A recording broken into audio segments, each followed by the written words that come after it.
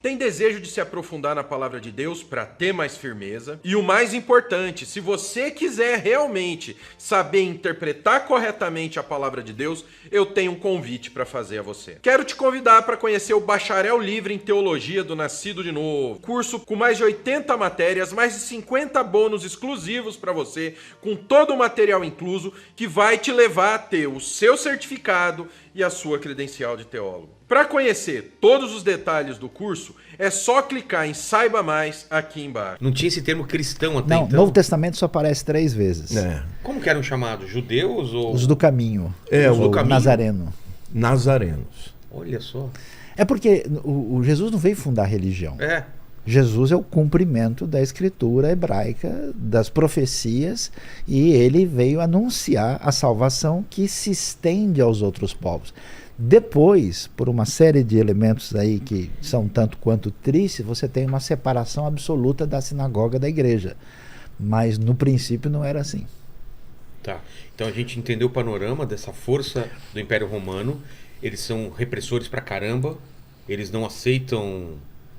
Eles exigem que todo mundo se submeta ao domínio absoluto de Roma. Roma venceu a guerra contra os cartagineses, né, as famosas guerras púnicas, e estabeleceu uma paz que durou por 2 séculos, chamada Pax Romana. Mas essa paz custava a força de Roma. Você tem que se submeter e aceitar. Quando Roma chega, os romanos chegam em Israel, quem esses caras acham que eles são?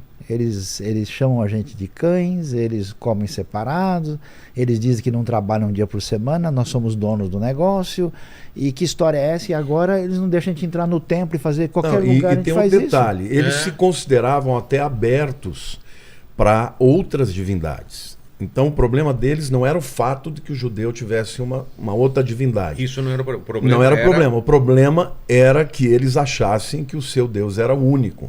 Então era a rejeição e o repúdio pelas divindades romanas, né? E isso realmente se torna talvez o principal problema, né, de ponto de tensão e tal. Nero, obviamente, quando ele enlouqueceu, né, quis destruir a Roma com fogo e tal, ele acabou culpando os cristãos, né? Mas já havia... Ele botou a culpa nos cristãos? Sim, colocou a culpa nos cristãos. Foi eles que incendiaram Roma, né? Mas historicamente falando, a probabilidade grande é que seja ele mesmo, né? Então, o nascimento da igreja acontece dentro de perseguição. E do ponto de vista até espiritual, a gente pode dizer que a igreja que tinha dificuldade de aceitar a grande comissão, né, de ir para primeiro Judéia, Samaria, até confins da terra, né, como eles não aceitaram isso de bom grado, eles não queriam se expandir, Deus permitiu a perseguição, e com a perseguição houve a diáspora, que é o espalhamento, e eles iam pregando a respeito de Cristo, da ressurreição e tal. Então... Deus é soberano, eu queria deixar claro isso, que embora o Império Romano seja uma força extraordinária, né, de domínio, né, de brutalidade, Deus sempre esteve no controle e usou disso para que o Evangelho pudesse expandir, né? Aliás, Vilela, Roma continua, né? É uma coisa impressionante. Nós estamos falando latim aqui, né? O latim mudou um pouco, esse é o latim da Lusitânia. Exato. Mas o jeito da gente ter o nosso direito, como é que a gente organiza as cidades. Né? O Império Romano é a coisa... Roma oficialmente nasce no ano 753 a.C. Quando chega no 3º século a.C., eles começam uma expansão que eles vencem todo mundo, e o Império Romano do Ocidente cai no ano 476, e o Império Romano cristianizado no Oriente cai em 1453. Com os otomanos. E hoje, até a língua inglesa, metade do vocabulário vem do latim. É latino. Também influenciado. Então, assim, não tem ninguém comparado a Roma na história em termos de elemento de moldar a cultura. Influência. E o pano de fundo que você vê no Novo Testamento é esse império impressionante que foi, na verdade, derrotado pelo poder da fé. E Apocalipse trabalha um pouco isso, porque olha que coisa de doido. Eu até vou assustar você e o Lamartine aqui, para vocês não conversarem mais comigo. O Apocalipse, num certo sentido, ele funciona como uma espécie de tratado político subversivo. Como assim? Como assim? Por quê? Com certeza. Por quê? Quem que manda no mundo? É César. Quem que manda no mundo? É o imperador romano.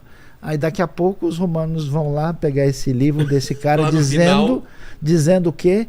Que o reino desse mundo passou a ser do Senhor e do seu Cristo e ele reinará para sempre. Que história é essa? Que negócio de leão de Judá? Esses caras estão querendo causar. Então, na verdade, o livro é de esperança, o livro é de consolo, o livro para mostrar essa soberania de Deus na história e para mostrar que quem manda não é o imperador romano. Quem manda é o Senhor Jesus, por isso Ele é o Rei dos Reis. Então você imagina isso caindo na mão de um secretário especial do imperador, falando, meu, esses caras estão de brincadeira. E geograficamente, como que é essa região das 7 igrejas?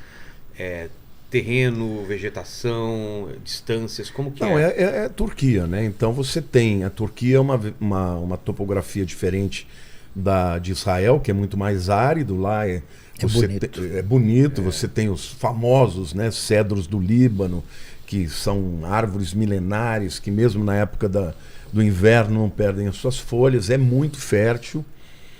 E na época a Turquia era um lugar extraordinário, a Turquia não existia, né? A Ásia era importante, porque ela ficava entre a Europa e a Ásia, e então também era um caminho... e também o caminho natural de quem vinha do Egito, passando pela Terra Santa. Então era assim uma região altamente desenvolvida comercialmente, politicamente, filosoficamente. Então as 7 igrejas, na verdade, são 7 cidades super importantes, também com centros de adoração, né? Por exemplo, Éfeso, Deus Artemis, né? Vamos falar uma por uma, então. Desculpa, não, depois Esmirna, o Deus Baco, e aí daí por diante. Mas atrás da questão espiritual, porque naquele tempo eles já tinham descoberto isso, né?